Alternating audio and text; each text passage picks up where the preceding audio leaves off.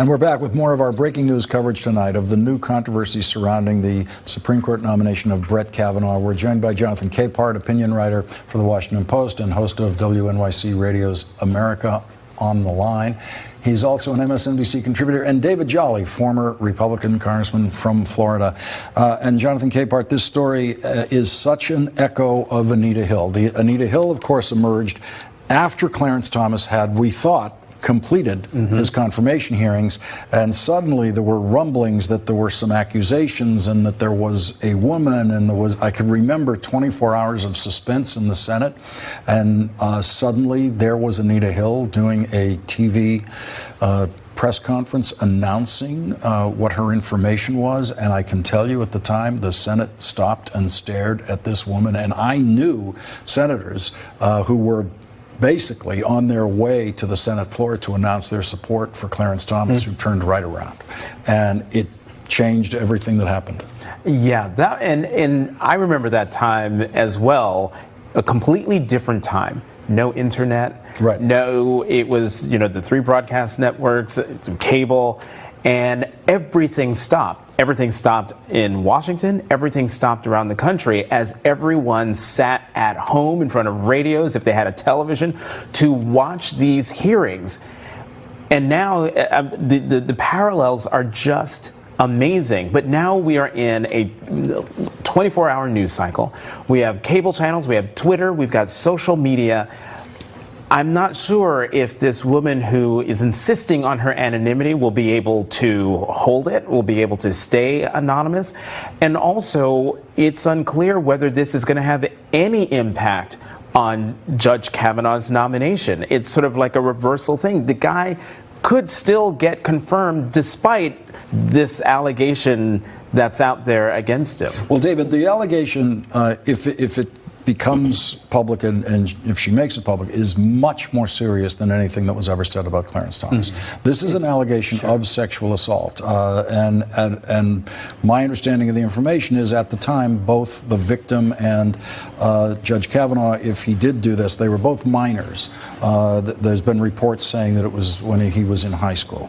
We've certainly never seen a confirmation hearing reach that far back in someone's past, but on this particular kind of item, there's no such thing as a moral statute of limitations in a confirmation hearing. That's right, Lawrence, and thank you for saying that. This is an allegation that requires a direct response from Judge Kavanaugh, more than what we saw from the White House today, when the White House suggested that somehow Judge Kavanaugh has been vetted for 20 years and this is a last-minute allegation. The reality is, even if it is a last-minute allegation, it is one that suggests criminal activity to which the judge must own up and offer a response.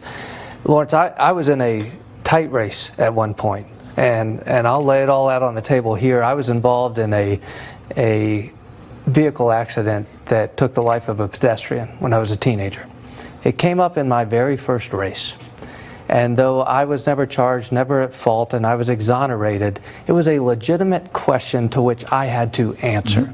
And I was a teenager, and I had to answer to that as an adult. Judge Kavanaugh has to answer to this allegation. Whatever that answer is, let the United States Senate, let the American people decide on his response. And Jonathan, your point about there's a whole new level of pressure in the way people can find out who an anonymous source is today. The box clearly that the office holders, both the Congresswoman and the Senator, found themselves in was the person delivering this information to them was saying, I absolutely do not want to be public.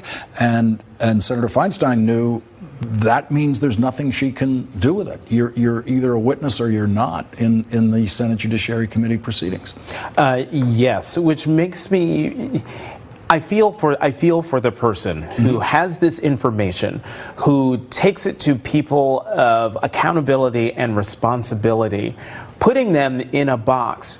But I hope she knows and is ready for the possibility of her anonymity being completely uncovered and being thrust into the maelstrom. We're talking about something here that is very, very important. It's a Supreme Court nomination. Under normal circumstances, this would be big news. But we're talking also about the potential shift hard to the right of the Supreme Court, the majority that will far outlive President Trump's administration, however long that lasts.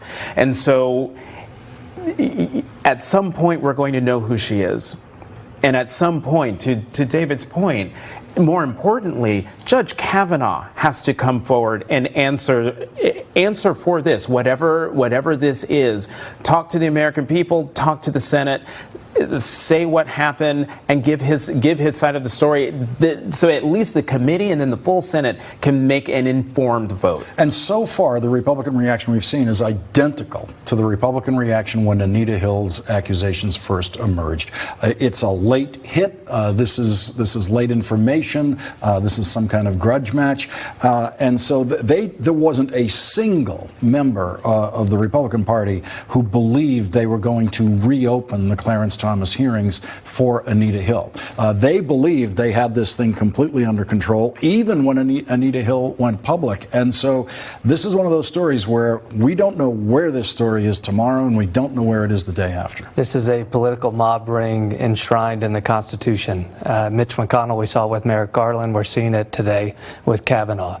He has the votes, and he's going to make this happen, and he's going to do it for nothing more than political power.